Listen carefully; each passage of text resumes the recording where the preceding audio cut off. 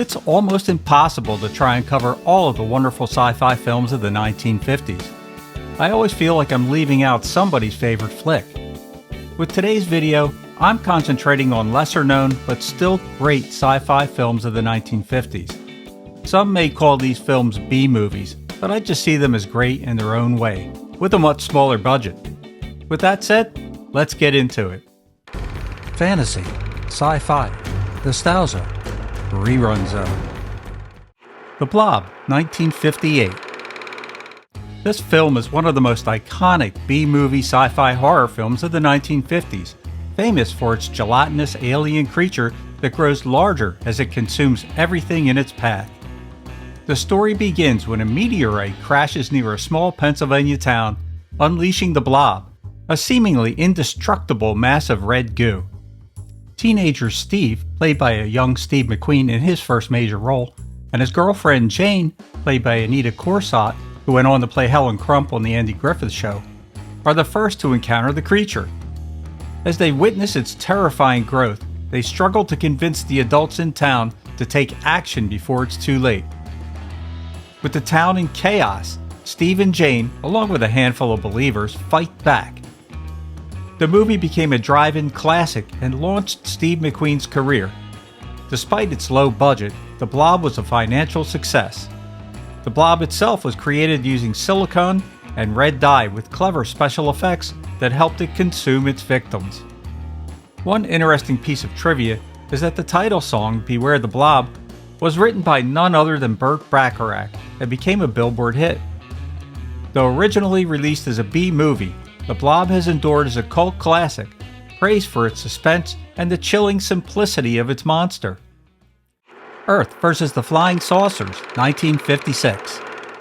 This film is a classic alien invasion story that follows Dr. Russell Marvin and his wife Carol, who are working on Project Skyhook, a satellite launch program. However, their rockets keep mysteriously failing, and soon the culprit is revealed: a fleet of flying saucers piloted by an extraterrestrial race intent on conquering the Earth. The aliens demand Earth surrender, but Marvin develops a secret weapon to repel the invasion, just as the saucers begin their assault on major cities, including Washington, D.C.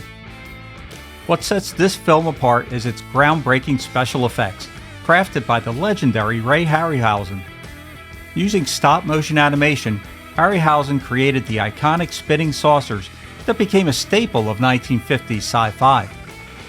The scenes of these saucers toppling the Washington Monument and other landmarks have become unforgettable moments in cinematic history. While the film's characters are fairly typical for the genre, its spectacular destruction scenes and clever blending of live action with miniatures make it a fan favorite. The film's design of the saucers was even inspired by actual UFO sightings, adding a layer of realism that captured audience imaginations. When Worlds Collide, 1951. What would you do if you knew the world was coming to an end?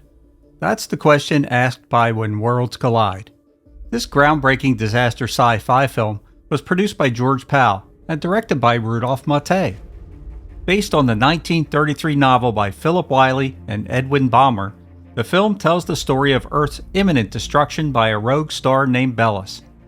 As the star approaches, scientists discover a potential refuge, Belus' planet Zyra, which has an Earth-like atmosphere. With limited time, a small group of scientists and wealthy benefactors hastily construct a spaceship to carry a select group of survivors to Zyra, functioning as a futuristic Noah's Ark. The film blends thrilling human drama with incredible special effects, particularly for the time made. Scenes of tidal waves, earthquakes, and the spaceship's climatic launch helped the movie win the Academy Award for Best Special Effects. The visual design of the space ark was heavily influenced by the famed astronomical artist Chesley Bonestell, whose work brought a sense of realism to the apocalyptic vision. When Worlds Collide was a defining entry in 1950s sci-fi and influenced future disaster movies like Deep Impact and Armageddon. Its exploration of global catastrophe and human survival cements its status as a true sci-fi classic. Quatermass II, 1957. This classic British sci-fi horror film from the legendary Hammer Film Productions was filmed in black and white and retitled Enemy from Space in the US and Canada. It's a sequel to Hammer's earlier film, The Quatermass Experiment, in 1955. In it, we find Professor Quatermass at the heart of an alien conspiracy.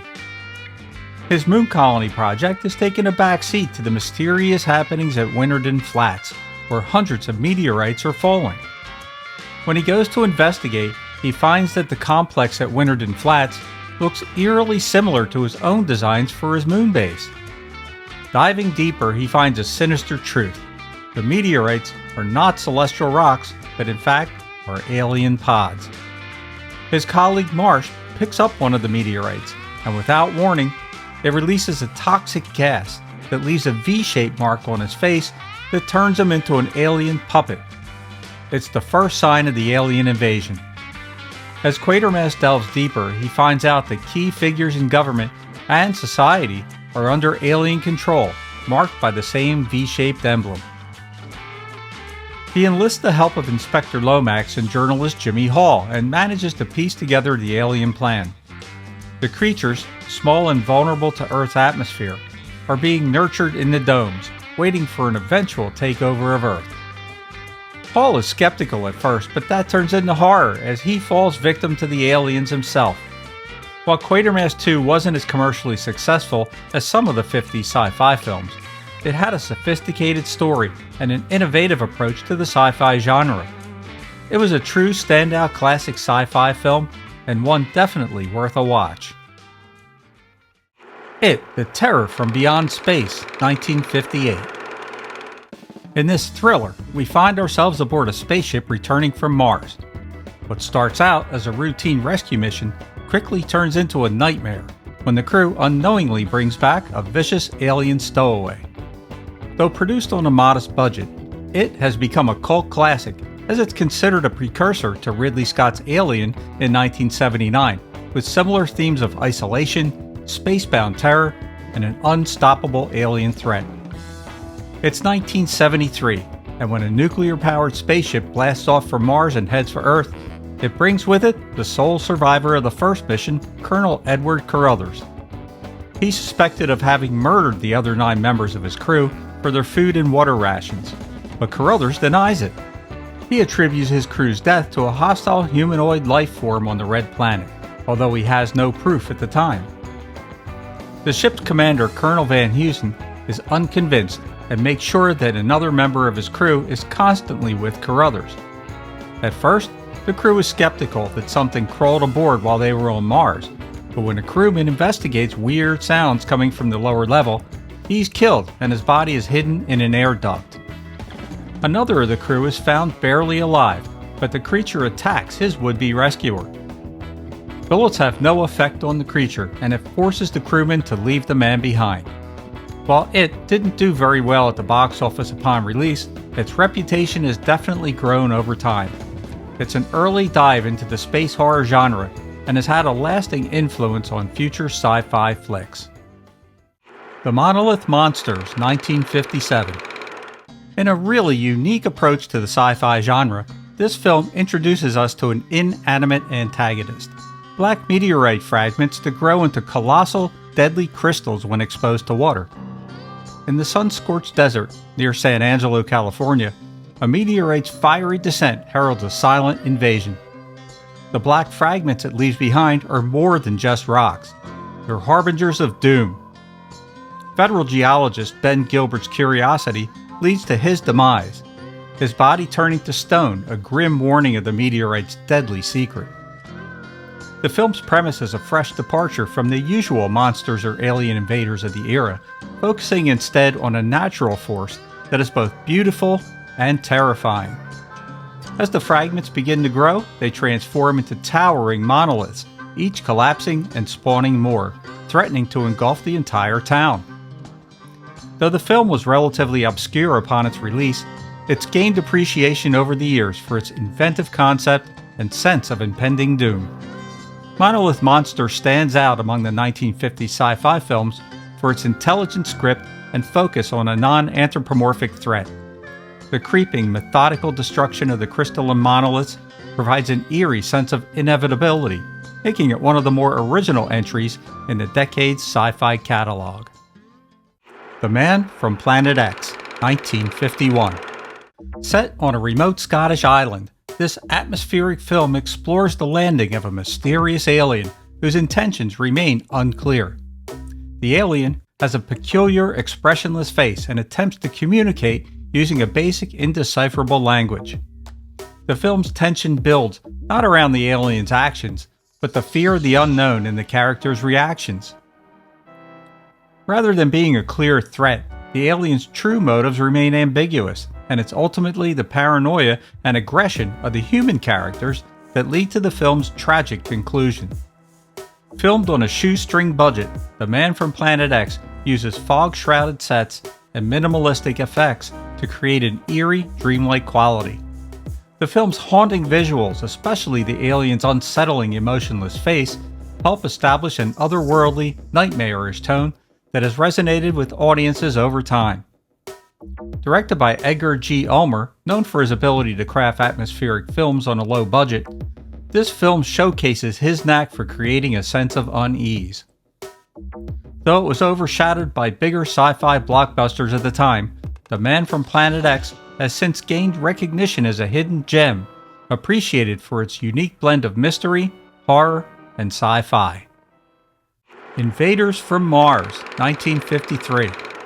One stormy night, young David's world is turned upside down when he sees a strange, glowing object in the sky. From his bedroom window, he watches in disbelief as a flying saucer descends into the sandpit behind his house, vanishing without a trace. Filled with dread and curiosity, David tries to warn his parents, but his father, a respected scientist, dismisses it as a dream, until he investigates the site for himself. When his father returns, something is disturbingly different. A strange red mark on the back of his neck is just the beginning. His once warm and loving demeanor has been replaced with a cold, almost mechanical detachment. It's not long before other townspeople begin to exhibit the same eerie behavior. Neighbors, friends, and even authority figures who once seemed trustworthy. They all carry that same mark, and their personalities have changed in inexplicable ways, leaving David isolated and unsure of who he can trust. As strange and dangerous events unfold, David realizes that something far more terrifying than he ever imagined is happening in his quiet little town. With paranoia spreading and danger closing in, David must unravel the terrifying mystery. What lies beneath the sandpit? And what's happening to the people he thought he knew? The Atomic Man, 1955. This 50s sci-fi thriller combines the paranoia of atomic energy with a gripping espionage plot. The story follows a scientist, Dr. Stephen Raynor, who survives a near-fatal accident involving atomic radiation. When he recovers, Raynor finds he's developed a bizarre ability. He can perceive events 7 seconds into the future. As the government and scientists race to understand this new atomic anomaly, they discover that Raynor's newfound powers might have dangerous implications, not only for him, but for global security. The Atomic Man tackles themes of espionage, technology, and the ethical dilemmas surrounding atomic power. The film's exploration of time perception, with Raynor existing slightly out of sync with the world around him, adds an intriguing sci-fi twist that makes it stand out from other atomic-era films. While the movie didn't achieve mainstream success, it's still worth a watch while you're binging these great 50s sci-fi B-movies. It Came from Outer Space, 1953. In the sleepy little town of Sandrock, Arizona, the night sky lights up with a spectacular meteorite crash. John Putnam, an amateur astronomer, and schoolteacher Ellen Fields witness the event, but what they find is no ordinary rock from space. It's a spacecraft, and its alien occupants were not what anyone expected.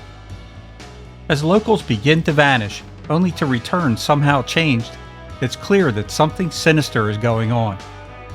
Putnam ventures alone into an abandoned mine looking for the ship's inhabitants, where he finally discovers the truth. The aliens, jellyfish-like beings with the ability to mimic humans, have crash-landed on Earth. In a story based on author Ray Bradbury's original treatment for a film titled The Meteor, it came from outer space as a sci-fi horror film with a twist ending that'll leave you wondering about the aliens' final fate. Kronos, 1957.